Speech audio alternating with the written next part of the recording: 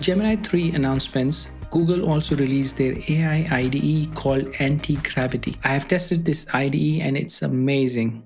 The biggest step change is the inclusion of a multi-agent approach and integration with your browser through an extension that you can install on Google Chrome. Like many AI IDEs these days, Anti-Gravity is also a fork from Visual Studio Code.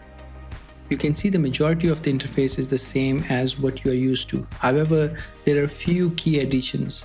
On the right side, you can start interacting via chat, and they are bringing the concept of planning as well as fast modes. These are two different modes in which you can run the agent. You can bring in additional context like mentions, workflows, and images.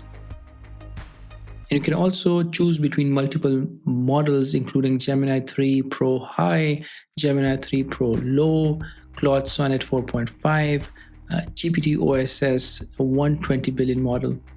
You can start working with the agent from here.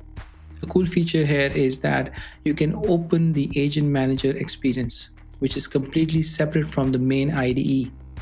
Here you can see the different workspaces you're working on and open a new workspace. You can start with the knowledge tab. This shows all the knowledge that has been collected by the agent itself. You can also open the browser. This is a fantastic experience.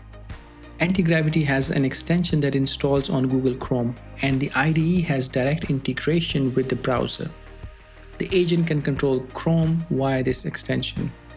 The benefit is when you are working on a specific front-end user experience, the agent can see what's happening on the front end itself. That adds more context to the agent, which helps create a better troubleshooting experience. Now, this is a game changer. Now, when creating front ends, Anti-Gravity can see how the end result actually looks like and make adjustments accordingly.